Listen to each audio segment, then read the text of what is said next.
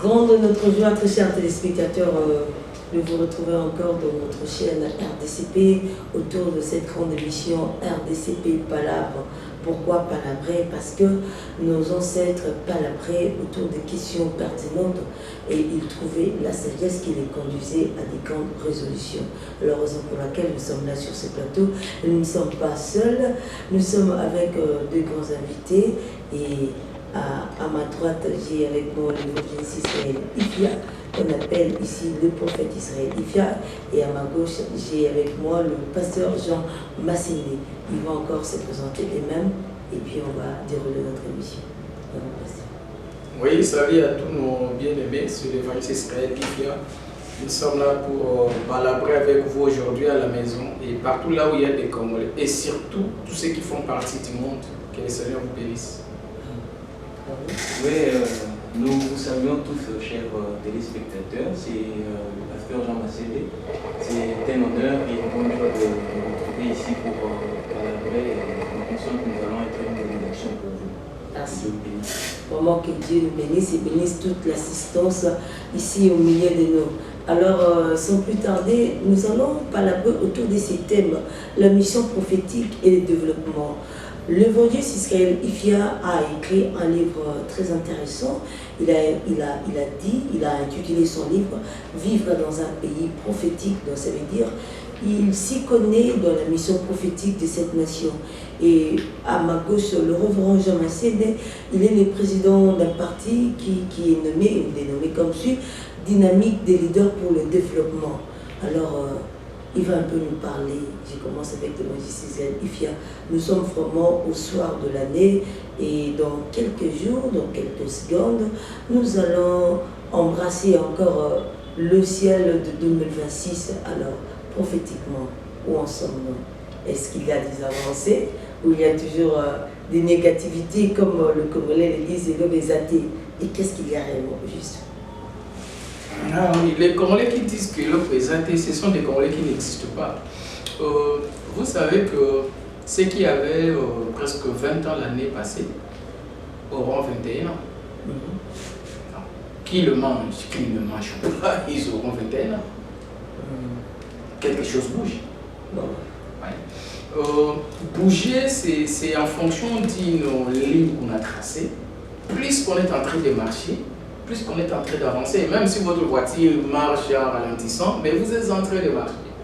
Donc le Congo marche, le Congo avance, et en voyant tout ce qui se passe, moi je pense que nous sommes dans la bonne ligne, et bien de bonnes choses pour l'avenir. Wow. Alors à vous, révérend Jean Massende, en parlant de développement, quelles sont les motivations qui vous animent de pouvoir porter cette charge de développement de Nicolas Lambo Congolais, Oui, merci beaucoup. Vous savez que l'existence est appelée à changer. C'est-à-dire on ne peut pas être ce qu'on a été hier. L'homme doit vivre en se dépassant. Hier nous étions au niveau 1. Nous devons faire de notre mieux pour atteindre un niveau supérieur. C'est dans ce sens-là que nous avons vu qu'il était nécessaire pour notre peuple et pour nous-mêmes d'aller en nous dépassant, c'est-à-dire à faire au-delà de ce que nous avions fait hier. C'est comme ce que le prophète Israël venait de dire. Effectivement, au fur et à mesure que l'on avance, il y a des choses qui se passent et sur d'autres cieux, il y a un progrès qui se fait remarquer. Et nous vivons aussi sur la terre en tant que Congo. Nous avons besoin de rejoindre ceux-là qui sont en train d'avancer pour que nous ne soyons pas la risée à monde. Donc il faudrait que nous allions en nous dépassant. Voilà donc ce qui a été notre fardeau, ce qui est notre fardeau pour ce pays, pour notre peuple, que nous devons aller de progrès en progrès. C'est dans ce sens-là que nous existons dans cette structure et nous l'avons créée. Alors, j'aimerais un peu que vous puissiez être plus clair quand vous parlez de se dépasser et parler de développement. Donc ça veut dire qu'au Congo, pour se retrouver peut-être dans le monde du développement, il faut se dépasser et non pouvoir s'améliorer, comme le prophète Isaïe a dit, petit à petit jusqu'à atteindre un objectif donné, ou bien voyons peut-être les données qui se pointent sur le terrain ne te permettent pas de pouvoir agir librement, mais au contraire, il faut aller au-delà d'une force. Oui, effectivement, parce que hier, vous savez, il y a toujours nécessité de faire le bilan, de faire une évaluation de ce qu'on a été hier pour savoir comment définir l'avenir. C'est dans ce sens-là que nous avons parlé du dépassement. Et ce dépassement doit être sur tous les niveaux. Niveau économique, niveau social, sécuritaire. Donc, il faudrait faire une évaluation. Et là où on a failli, il faut corriger et avancer, faire au-delà de ce qu'on a fait hier. Et cela, c'est dans tous les plans. Sur le plan culturel, donc c'est vraiment et le développement, c'est vrai, nécessite certaines conditions, parce qu'on ne peut pas dire qu'aujourd'hui, on a de la montée, on dit, voilà, je vais me développer. Non, oui, c'est vrai, tout part d'une certaine décision, et cette décision doit être suivie des actions. Et nous, par exemple, nous avons 3 axes principaux, 3 piliers où il va être très indispensable pour nous. Nous avons la transformation de l'homme. Et là, nous avons parlé du pilier, donc révolution des mentalités. C'est-à-dire le développement, on ne peut pas parler d'un développement sans pour autant commencer par changer l'homme. Vous voyez, c'est parmi les conditions que nous sommes fixés pour atteindre ce développement au niveau de la RDC. Vous voyez, vous avez par exemple également le leadership transformationnel, c'est-à-dire ceux-là qui sont à la commande, ceux-là qui sont la direction, ils doivent avoir la vision de faire faire, c'est vrai, mais de faire faire d'une certaine manière. Et une manière de savoir que l'on est redevable. Une manière de savoir que ce que je fais a des implications, non seulement sur moi-même, mais sur tous ceux qui sont derrière moi. Et il y a un autre axe, d'ailleurs le dernier, c'est l'industrialisation. On doit quitter cette étape-là de faire des choses. Il y a 6 mandats que non, il faudrait industrialiser le pays. Et l'industrialisation implique beaucoup de choses. On a besoin d'une main-d'œuvre, on a besoin de partenaires, on a besoin d'un climat des affaires bien apaisé. Et ce sont là les 3 grands piliers pour ce développement. Merci beaucoup, Laurent Jean-Massé. Je reviens à l'évangile citoyen. Je crois que dans cette lutte de la mission prophétique, l'homme de Dieu a prédit, lorsqu'on a réalisé le documentaire sur le livre Vivre dans un pays prophétique, il avait martelé sur un point très intéressant en disant que l'homme congolais est fasciné. Alors, quand le pasteur Jean-Massé nous parle ici qu'il faut le changement révolutionnaire, je reviens maintenant à l'évangile israélien. Dans la mission prophétique, y a-t-il mariage d'abord entre la mission prophétique d'une nation et son développement, avant d'arriver à la révolution de la mentalité? Bon, je pense bien. Je prends d'abord un exemple. Lorsqu'on dit il faut travailler sur les changements de mentalité. Moi, j'ai toujours dit que c'est le travail de l'Église. C'est pas le travail des politiciens.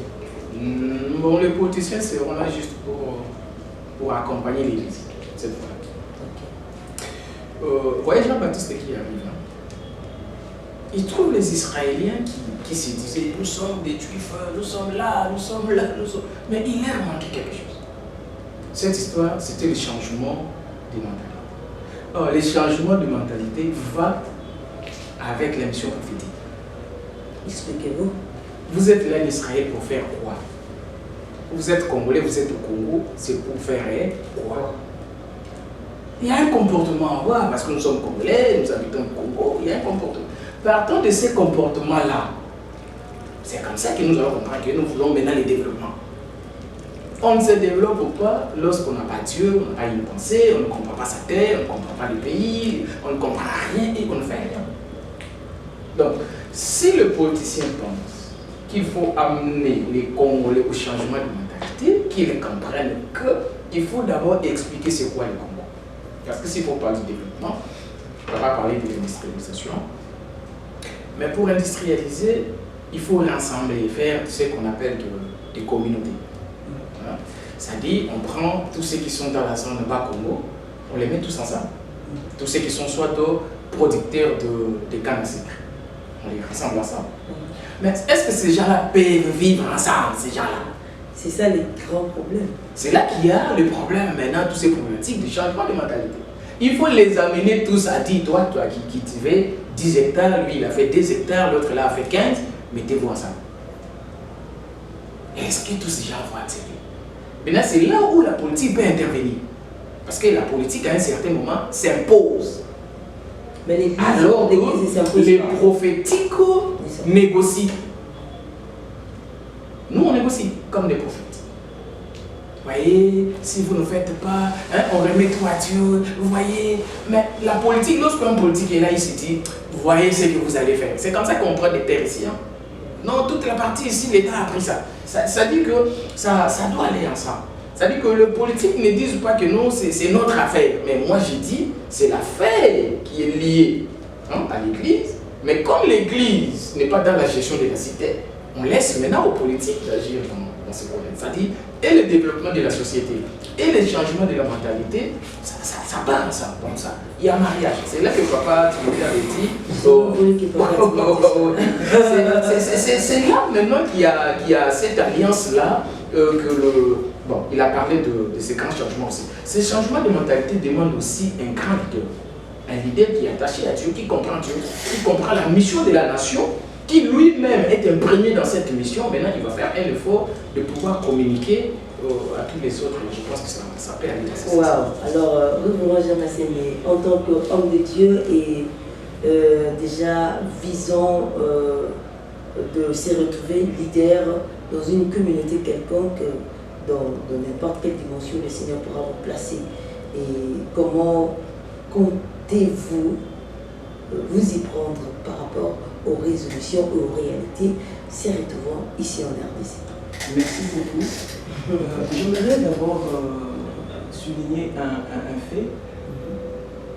C'est vrai, tout le monde a pu vous mais le prophète Israël ne va pas nous contredire.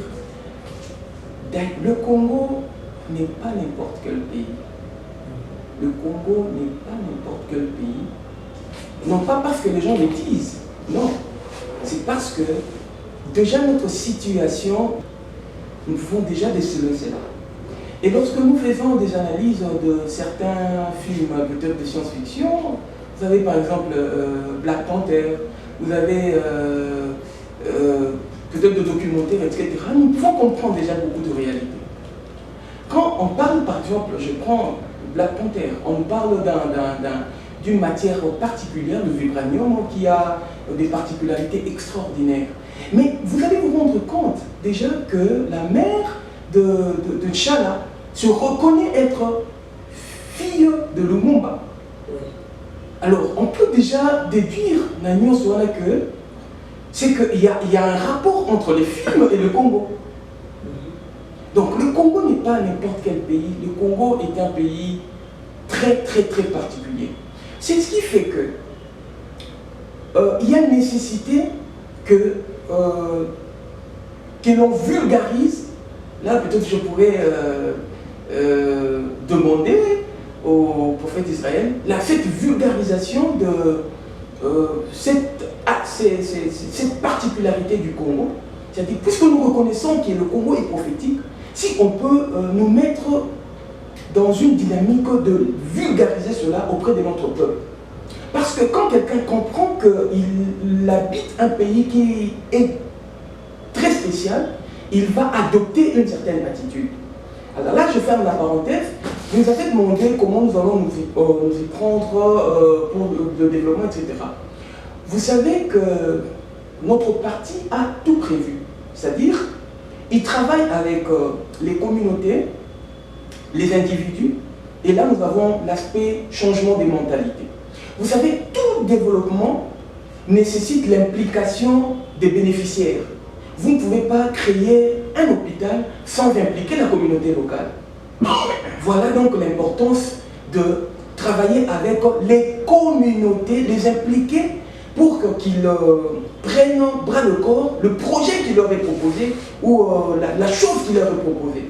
Donc l'implication de la communauté locale ne peut jamais manquer lorsque vous avez des initiatives de faire des choses nouvelles qui ne se font pas dans une communauté donnée. Et on ne s'arrête pas là. Il faudrait aussi travailler sur les personnes qui vont être des bénéficiaires ou même des personnes qui vont travailler dans ce qui a été mis en place. C'est dans ce sens-là que dans notre pilier de changement des mentalités, nous travaillons sur l'homme congolais en ce qui concerne le patriotisme, c'est-à-dire l'homme congolais doit arriver à aimer son pays, l'homme congolais doit arriver à être un véritable citoyen. Vous savez tout ce qui se vit aujourd'hui, même au niveau de l'Est, même au niveau peut-être ici du Grand Bandundu, les infiltrations, etc. C'est seulement aussi parce que simplement le patriotisme est atteint le niveau mongoboïté. Vous voyez? Donc voilà pourquoi l'importance de travailler sur le patriotisme, faire le changement des mentalités. La révolution des mentalités. Travailler sur le civisme. Quand vous marchez, vous allez voir, il y a quelqu'un, vous allez voir un individu, une femme ou un homme, prendre la bouteille, il y a maï, il y a jus, à boire qui n'a pas cadavre. Ce sont des choses anormales. Vous voyez? Alors il faut travailler sur le civisme. Voilà l'aspect changement des mentalités. Et vous avez, on a toujours dit que nous avons un problème d'entretenir ce que nous avons. C'est tout à fait normal parce que nous avons un problème de changement des mentalités. Ce n'est qu'un aspect de pilier. Voilà. Merci. Alors, nous sommes dans cet aspect qui est prophétique. J'aimerais que vous adoptiez aussi un langage prophétique. On vous entend, vous êtes très politicien, mais c'est bon. Alors, ma préoccupation est la suivante. Quand vous dites que la population n'est pas engagée, la population n'est pas préparée, mais c'est à vous, les leaders, de pouvoir nous préparer. C'est ça les grands problèmes. Si du moins vous pouvez nous vulgariser autre chose sur la télé, mais vous avez besoin que nous puissions adopter autre chose sur le terrain. Alors comment saurions-nous et comment pourrions-nous être au même pas, au même diapason de cette transformation de la mentalité? Ça sera totalement impossible. Donc moi je crois que, excusez-moi, comme ce n'est pas là pour moi je crois que de ma part, il sera mieux de pouvoir gérer d'abord la base. C'est quoi la base? L'homme de Dieu a dit, avec le changement de la mentalité, il est question de que l'Église en porte comme fardeau. Si c'est l'Église qui les fait, d'accord, et la politique viendra appuyer, ça c'est bon. Mais si du moins du côté politique, il y a toujours des très bonnes résolutions, mais quand nous arrivons sur le terrain, nous sentons qu'il y a une barrière, une muraille entre les politiques et la population. Toujours la mentalité. Alors c'est ça mon problème. En tant qu'homme de Dieu, quelle est encore, je ne sais pas moi, la conception, l'innovation, une stratégie à mettre sur pied pour briser cette barrière? Oui, merci beaucoup. Vous savez, logiquement, comme le prophète venait de le dire là, logiquement, le changement des mentalités devrait être un cheval de bataille pour les églises et la famille. Bon, malheureusement, c'est à notre peine que nous disons, nous avons un peu du mal à voir que le Congo est en majorité, disons la population congolaise, c'est presque à 90% croyants. Mais lorsque l'on fait une remarque simplement au niveau de quartier, de la rue, etc., nous allons voir déjà ce que nous voyons, nous allons comprendre que ces croyants-là, ces chrétiens-là, toutes ces personnes qui vont à l'église, qu'est-ce qu'ils apprennent, qu'est-ce qu'elles apprennent pour se comporter de la sorte dans la cité? Alors je pourrais dire, est-ce que l'église fait-elle son travail? C'est la question que je pourrais me poser. Alors que c'est une part des responsabilités deux associations, confessionnelles tout comme non confessionnelles. Vous voyez? Et la famille aussi.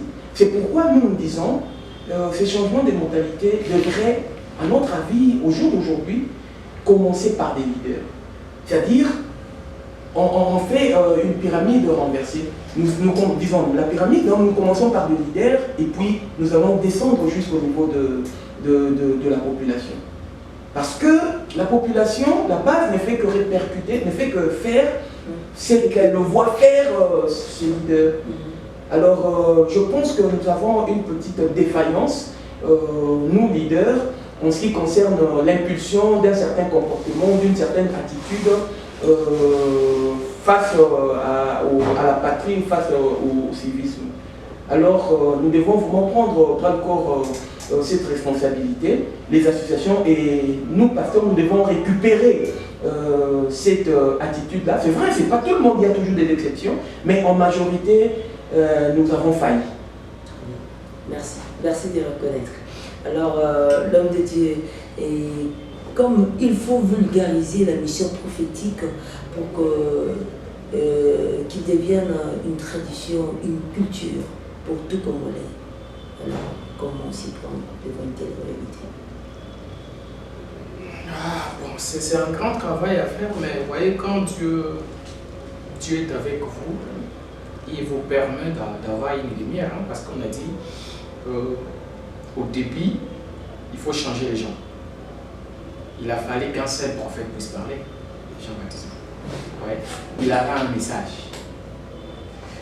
Ben, si vous regardez le Congo n'a pas un message comme Congo. C'est ce que nous appelons ici l'idéal. Nous sommes quoi? Nous sommes qui? Nous voulons quoi? Le problème ici, c'est déjà que je suis un Américain. Ouais. Les Américains disent souvent, moi je donne quoi à l'Amérique? Je ne demande pas à l'Amérique. Et l'Amérique aussi sait déjà ce qu'il doit faire à moi. Si je suis un Américain habitant le Congo, l'Amérique sait quoi faire sur moi. Mais au contraire, moi qui accepte d'être Américain, je fais quoi pour l'Amérique? Maintenant, il faut qu'il y ait un leader qui de soi n'a pas besoin d'argent, qui lui ne cherche pas la lixie. Je le dis, hein, si vous voulez mettre un chef qui ne soit pas jeune, qui ne puisse pas avoir beaucoup de femmes, qui n'en fait pas l'argent. Parce qu'il demande tôt le matin son pain. Vous voyez? Donc c'est cet homme-là que nous sommes en train de rechercher. Quelqu'un qui viendra, qui lui verra les Congos sur ses yeux. Il va dire, en tout cas, il y a quelque chose qui nous manque. On doit faire ça, ça et ça. C'est-à-dire, il sait là où toucher. Lui n'a pas trop de mots. Il touche, il dit, voilà les Congos. Je parle de Burkina Faso. Ouais. Il n'est pas si parfait. Mais au moins, il a compris comment dire à sa population c'est quoi le Burkina Faso. C'est ce qui nous manque. C'est quoi les Congos? Les hommes de Dieu ne savent pas c'est quoi les Congos. Les politiques ne savent pas c'est quoi les Congos. Et la population est abandonnée. C'est-à-dire, à ce niveau-là, il suffit tout simplement d'imprimer. On dit à partir d'aujourd'hui, voilà les Congos nouveaux que nous allons vivre. Et voilà les comportements qu'il faut avoir. Et dans ces comportements-là, vous verrez que le changement-là, on ne va même pas passer à la télé. Je prends un exemple. Nous avons un ministre de la Culture qui n'a jamais imprimé une culture pour la population depuis que ce ministère existe. Ils font quoi? C'est à eux d'imprimer pour dire, ah, on a observé, voilà ce que nous avons mis en place aujourd'hui. Et l'Église récupère, la politique récupère. Et comment vulgariser? Vous avez le ministère de l'information ici.